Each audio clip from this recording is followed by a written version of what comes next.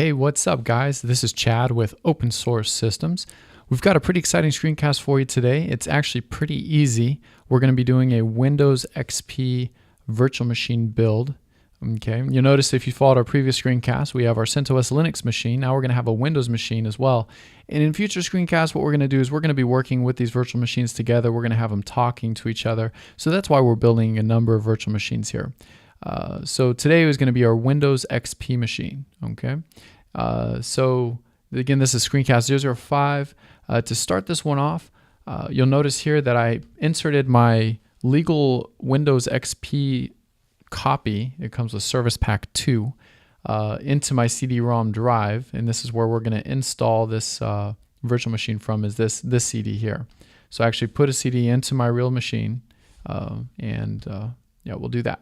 So to start off, it's very, very simple. Just click New. We're going to call this WinXP. For memory, as stated before, I usually do between 1/4 and 1/2 of my system memory. So here we're just going to do 1/4, or about 4 gigs of my total 16 gigs of memory. Go ahead and create that virtual machine.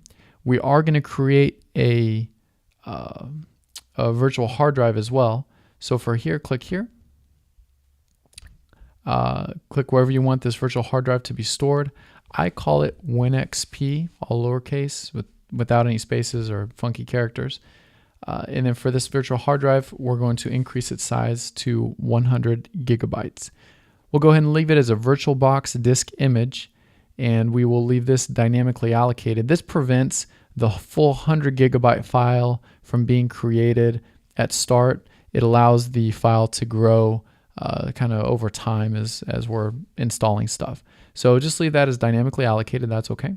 Click Create, and you will notice that that is it. Now the good thing with this is that it's actually already set up to point at this CD-ROM installation medium. So we really don't have to do anything there. Just select it, make sure it's selected blue here, and click the Start button. Okay, you'll notice that it allows us to select our host drive here for the CD-ROM drive. So we say yes, Start. And if you followed along in our CentOS Linux installation, there were a lot of extra steps. We really don't have to do a lot of those steps here for the Windows install. You notice here that we'll get an alert saying that we don't have to we don't have to worry about switching between these two modes.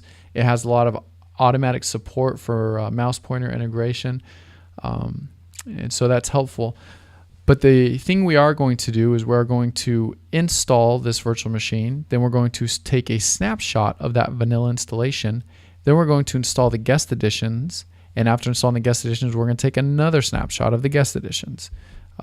And so that's what we're going to be doing for the screencast. But again, a lot of it pretty self-explanatory. We're going to fast forward through most of this because Windows just does its own thing. Okay, once you get to this point, you notice that we do get some alerts here. One that says that we have automatic mouse pointer integration. We'll go ahead and close that. So again, I don't have to click the left command key to exit out of my VM. All I have to do is mouse out of it. For this one here, we can also close this. Now this is your setup screen. To continue the install of Windows XP, really just hit the Enter key. If you agree with the licensing, press on a Mac, you're going to need to hold the Function key, the FN key, and hit F8. That'll allow you to agree to that. You notice that it picked up our virtual hard drive of 100 gigabytes. So we'll check that. For this one, we can go ahead, since we have 100 gig, we can go and just do a quick partition. We don't need to do the full partition for this. So click Quick Partition. Okay, at this point, it's going to be copying all the files. It takes just a few minutes, so I'm going to fast forward this. Okay, once you get to this part, your computer will automatically restart. Go ahead and let it do that. At the next screen though, it's going to ask you if you want to hit any key to boot from CD. Don't do that. Don't push any keys. Just let the new virtual machine boot itself. So once you get to this point here, you'll see the restart where it says press any key to boot from CD. Don't do that. Just let it run out there. Okay, great. Now this means that you have successfully installed your Windows XP. So really all we need to do now is just do the setup process, and that takes about 20-30 minutes. We're going to fast forward through most of this though. Like I said, this Windows install is Pretty self-explanatory, pretty easy. Shouldn't have a problem doing this. All right, great. So now you get to this part. Let's go ahead and just click next. I'm going to type in my name and my organization's name, Open Source Systems. Okay, this is where I put in my product key. I'm going to go ahead and just fast forward this part. I'm not trying to promote my product key out through the internet. Okay, once you get to this part, I go ahead and give this computer's name WinXP. The reason is because as we continue to do more screencasts, we're going to be building more virtual machines, and we're actually going to have these virtual machines talking to each other. So for this one, I just call it WinXP. Okay, once you get to this part here, you notice Windows XP does yet another restart. Again, don't hit any keys to boot from the CD. In fact, we're going to be ejecting the CD here soon. Okay, once you get to this, click OK. It's going to readjust the screen resolution. You say OK. All right, once you get to this part, you notice Windows XP starts some funky music, and we're going to close this out. This is where we kind of finalize our installation here. We're going to turn on automatic updates. Click next. We're going to allow Windows XP to connect to the internet. Okay. We're going to select this first option here, say next. We're going to say yes, activate Windows. Next. And say no to registering with Microsoft. We're not going to do that right now or ever. Okay, this is where we indicate our user account. So we're just going to type my name here, Chad Cravens. Select next and finish the installation. So that's it. We now have Windows XP installed as a VM. Good job. Hopefully that was fairly easy. Now there's a few more things we're going to do to finish up the screencast. First, we have to, like I said, anytime I install a virtual machine, I always take an initial vanilla snapshot of the VM. And then after we do that, we're going to install the guest editions. Now, if you did the CentOS guest editions install, there was a lot of stuff we had to do. This one's going to be a little more simple. So let's go ahead and select Start here. We're going to actually turn off the computer. Okay, so even though I successfully shut off the computer, I do tend to get this aborted sign here. I'm just going to leave that as is. I'm going to take a snapshot anyways. I don't like that it says that, but I have not been able to prevent it from saying aborted. But I'm just going to say again, vanilla install, and give it a description, a fresh vanilla install of Windows XP. And then this is, my CD comes with Service Pack 2. So I'm just going to indicate that there. Okay, so now we have our snapshot. We have our current state. We're going to go ahead and select current state.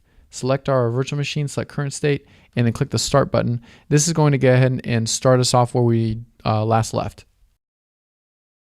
Okay, so now that our VM is started, we'll go ahead and cut this out. We'll expand this a little bit. Now you notice that our virtual machine stays the same size. It doesn't expand as we expand this window. That's because we need to install the guest editions. Now to do that, we're going to go up here to View, Devices, and then click Insert Guest Editions CD Image. All right, this is going to start the installer, and we can just leave that, and we can just say Install. Okay, so we're going to say Continue Anyways, and Continue Anyways, Continue Anyways. Okay, once you're finished there, go ahead and click Select Reboot Now and Finish. This is going to allow your virtual machine to reboot again. Now we should have all the guest editions installed and ready to go. Okay, once your virtual machine starts again, we should be all set. So I'm going to go ahead and test this out. Oh, you notice that our screen does get larger now that our guest edition is installed. And in fact, what I can do is go ahead and go up here to View, go to Switch to Full Screen, and now you notice that my Mac looks just like a Windows XP machine. So there you go, congratulations. Really one last thing we're gonna do to get out of this, we're gonna go down, minimize this. We're gonna just take a quick snapshot of the guest editions installed, just so we have that snapshotted as well. So go down here, Start, Turn Off Computer, turn off. Okay. Now make sure that your current state is selected. Click snapshot here, and we're going to say guest additions installed. And a tiny little description here of Windows XP, or we'll just say on Windows XP. Select OK. All right, well, that's about it for this screencast. That wraps this up. Hopefully that was pretty easy for you. If you have any questions, feel free to reach out to us on our website, ossys.com. We also have a community membership, which you can sign up on for free, get some help out there, ossys.com/community. Or feel free to visit our Facebook page, facebook.com/OpenSRCSYS. We've got some followers on there. We post a lot of good stuff there too. So thank you very much. I hope to see you on the next screencast, and have a great one.